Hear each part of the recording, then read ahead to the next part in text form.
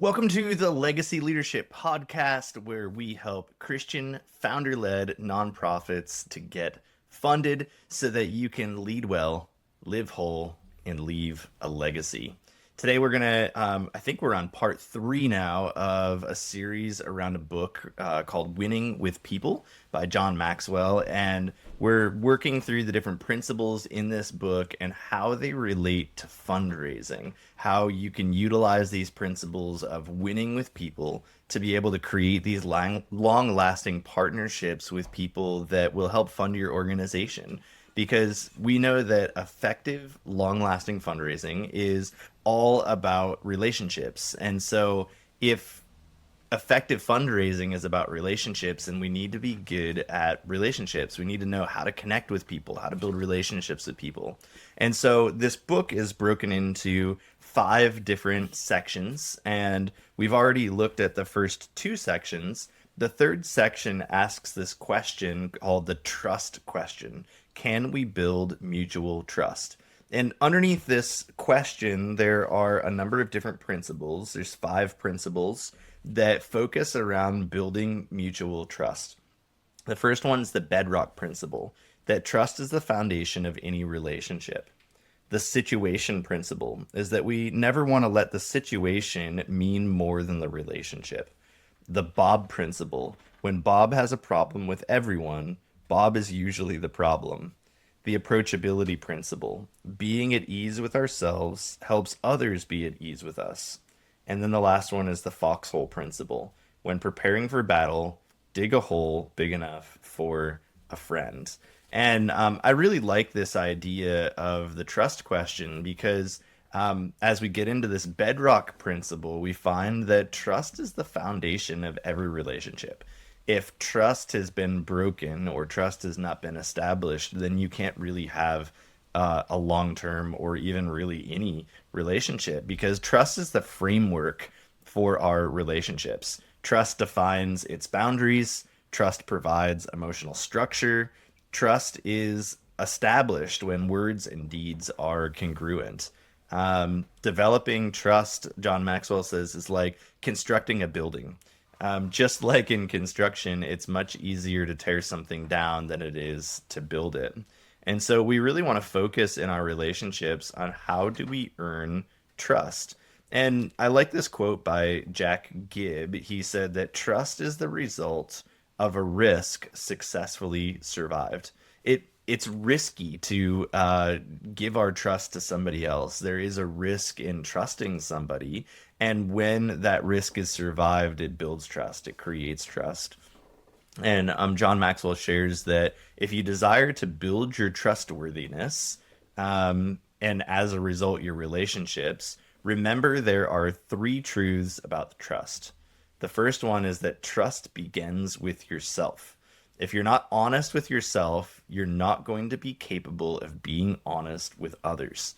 I think this is really interesting. I do a lot of coaching with executives and a lot of different people that I do one on one coaching with. And oftentimes, when I'm dealing with somebody who has trust issues, I find that they have a hard time being honest with themselves. It's not just the dishonesty or the lying or the manipulation towards other people, it's that they're deceiving themselves. They're lying to themselves. They don't have trust within themselves. And so I think this is so inspired to think that, first of all, we need to learn to trust ourselves. We need to learn to be honest with ourselves.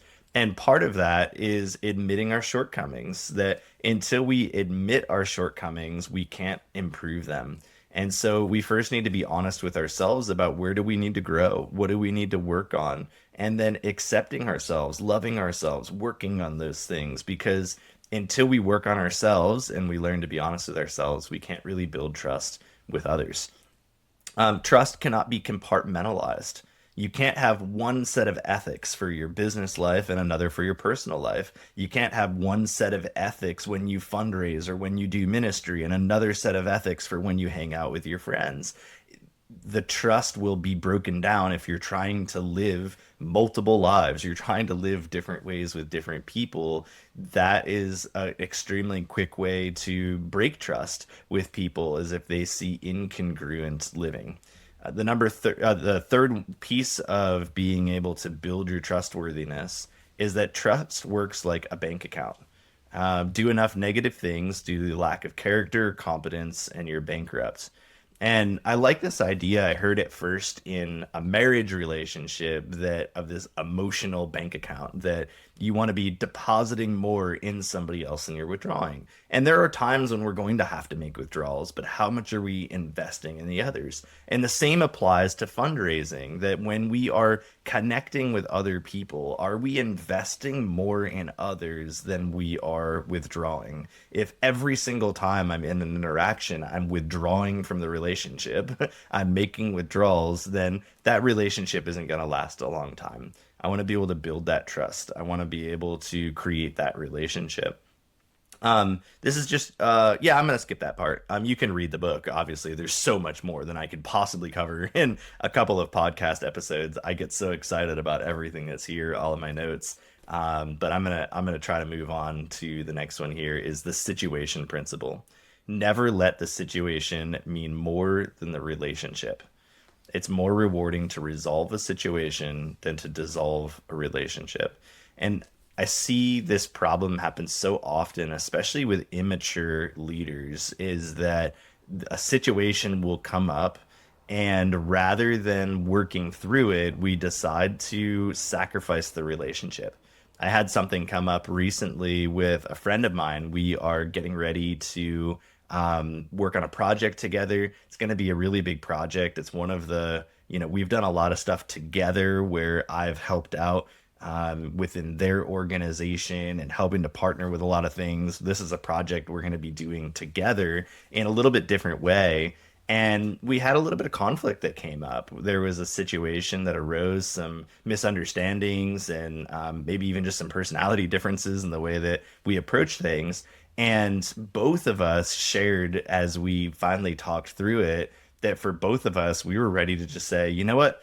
We're not going to even have a relationship anymore. We don't need to talk. We can part ways. We'll do our own thing. And I think both of us really recognized that that was the enemy working to try to bring division in the middle of a beautiful relationship. That this relationship that's been developed with my friend and I over the last 3 years is such a significant relationship. And I really appreciate this other person. And it was this one situation that came up that almost caused us both to dissolve the relationship. And I'm really glad that both of us were able to step outside of that and not make the situation mean more than the relationship. And I think that's such an important thing when it comes to partnerships and when it comes to fundraising, that there are situations that are going to come up, and it's so easy for the person who is donating or supporting financially. I've seen this happen so often where they all of a sudden want to tie their dollars to the outcome of the situation. And like, well, if you don't do what I ask you to do, then I'm not going to support anymore. And that's really putting the situation before the relationship. And I think it's so important to take a big step back, that when we are feeling uneasy, when we're feeling like something's off, that we deal with that. And again, I think I'm going to do a podcast episode on the conflict cycle and understanding how to resolve conflict well. So I might not get too detailed into this one. But I think the first question that we need to ask is, how can I keep the situation in proper perspective? And John Maxwell gives a few questions for us to ask ourselves. The first is, do I see the big picture or just the bad picture?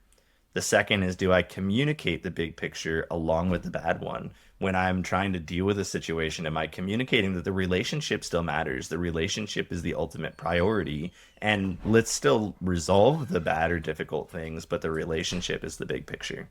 Looking at, is this a one-time situation or one that's repeated?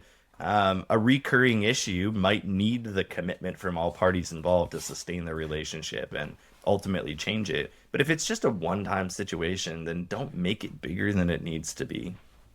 The next question we can ask ourselves is, do I make too many situations a life or death issue? And I thought this is an interesting quote. If you make every game a life or death proposition, you'll be dead a lot. In other words, we need to pick our battles. And I think for some of us, we approach everything that as if it's life or death, that it's the end or the beginning. And when we live that way, we end up losing a lot. We end up sacrificing a lot, and we end up making things a much bigger deal than we need to.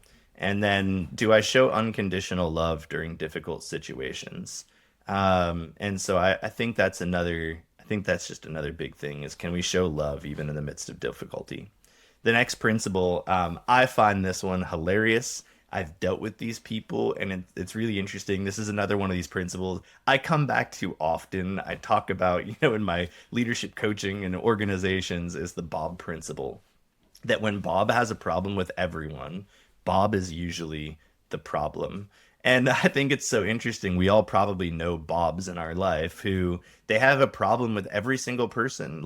Every like this person's the problem, or this job or that job. It's like they go through all these different relationships, and it's always the other person that's the problem. And they often don't see that the common denominator is themselves. And so, when we're dealing with fundraising, first and foremost, we need to make sure that I'm not a Bob. If I have a tendency to see every person as difficult, every relationship is having issues, nobody wants to donate to me, every presentation that I make results in failure, then am I the common denominator in that? Because there are lots of people in the world who make really successful presentations. There's lots of people in the world who have extremely successful partnerships.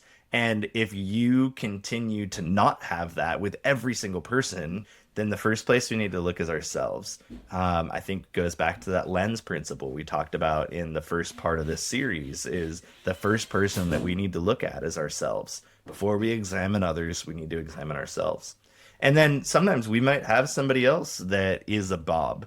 And maybe we're talking to somebody as a potential donor, as a potential partner, as somebody who wants to support our organization. And I watch people's language very closely, that if somebody's always complaining about every other person in their life, I don't really want that person to be supporting my organization. I don't necessarily want a relationship with somebody who has a problem with everyone, because sooner or later they're going to have a problem with me as well.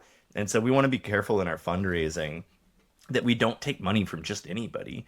And I think that's an interesting perspective that a lot of organizations don't have, especially, younger organizations or people who maybe are really strapped for cash. It's like, I'll take money from anybody. Like, if you have money and you want to give it, I'll take it. And I've learned through lots of years of fundraising that there's some people that are just not worth working with. And some of those are these Bob kind of people. Two more principles here that I'm going to share before we wrap up. The next one is the approachability principle. Being at ease with ourselves helps others be at ease with us.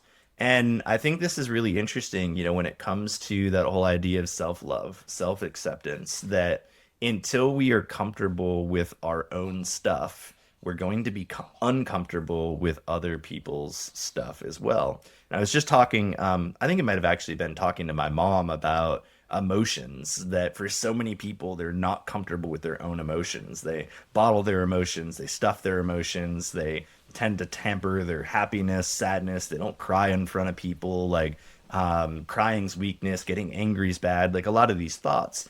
And so therefore, when they are in a place where they're around somebody else's emotions, other people's emotions make them very uncomfortable. That if somebody's getting upset or angry in their presence, they don't know what to do with it, because they've never dealt with their own anger. When they are around other people that are sad, they have no idea how to be there, how to be present. It's totally uncomfortable for them. And when we deal with our own sadness, our own anger, it all of a sudden allows us to be present with others because we're not triggered by it ourselves. And I think that applies in so many different areas. I'm comfortable, when I'm comfortable as a leader, when I'm comfortable being around myself, then I can be comfortable being around others. And so I like this idea of the approachability principle, that first we need to be at ease with ourselves in order for us to be at ease with others. And I'm going to just look at my notes here. If you want to make yourself agreeable and approachable to others, then you need to put them at ease. And so here's some different ways to put people at ease. The first is personal warmth. that you genuinely like other people. John Maxwell says that kindness is a language the dumb speak and the deaf can hear and understand. The next way to be at ease and help other people be at ease with you is to appreciate the differences in people, that we can appreciate when somebody's different because we've learned to appreciate ourselves. The next is consistency of mood. People who are even keeled and have consistency in their emotions, consistency in their mood, it puts other people at ease. When you deal with somebody who's up and down all the time, it can become very uncomfortable, and other people are uncomfortable around you. And so, if you tend to have a lot of mood swings, a lot of up and downs, then that might be something that you might want to work on. Um, the next one is understanding the human weakness and exposure of their own. Understanding on human weakness and exposure of their own. So nothing's quite as off-putting as someone trying to keep up the pretense of being perfect. And I think that's a great quote. Like when somebody just thinks they're perfect or they're trying to pretend they're perfect, it's very off-putting to people. There's something I say that vulnerability is the currency of the future. That people appreciate vulnerability and authenticity. And it's okay to admit that you don't have it all together. It's okay to admit that you're not perfect. It's okay to admit mistakes. And when you can be comfortable in your own failures, your own mistakes, your own shortcomings, it actually puts people more at ease with you. Ed Howe, he said, express a mean opinion of yourself occasionally. It will show your friends that you know how to tell the truth. The last two pieces of this are the ability to forgive easily and quickly, and to ask for forgiveness. That's something that puts people at ease with you is when you can forgive easily and you can ask for forgiveness. And then authenticity. I just mentioned that people who are approachable are real. They're authentic. They don't have this air of being perfect and all together. And so again, this approachability principle, being at ease with ourselves, helps other people to be at ease with us. If we want to be approachable, if we want people to come to us and support us and share their resources with us in our organization, then we need to be approachable. We need to be trustworthy. People need to be able to come to us, not fear having a conversation with us. And I think that gets lost sometimes, the higher up somebody is in leadership, that sometimes people become more afraid to actually have a conversation with them. And so I think that approachability principle is key. The last principle in this trustworthy question, can I build trust, is the foxhole principle. That when preparing for battle, I need to dig a hole deep enough for a friend. That we should not be going at things alone. In any aspect of life, I think we are created for community. We were created to do things in community. God, even looking at Adam as the first person on the earth, said it's not good for him to be alone. And so, as we face difficulties, as we go into different situations, we should be doing it with others. And I think the same applies for fundraising, is that we shouldn't just be out there on our own by ourselves, but we should be in community. And I really like to approach fundraising from that perspective, that I'm inviting other people to partner with me. It's not a me and them. It's not an us versus the them mentality. It's not, would you just give me your money so I can go do my thing? But it's, let's do this together. Let's tackle this issue together. Here's the mission that God's given me. Here's the calling that I have in my life. Here's what I want to accomplish. Would you do it with me? We're both passionate about this same thing. Maybe both of us are passionate about rescuing human trafficking victims, or helping kids with education that don't have education, or feeding the hungry, the broken, the needy. Like, we both have a passion and calling about that. Let's do it together. Let's approach it together. And so I think that's such an important thing. So we'll pick back up. I think I have two more episodes in this series on winning with people. And so we'll pick back up with the next one next week, look at some more questions, look at some more principles. But in the meantime, I want to encourage you to lead well, live whole, and leave a legacy.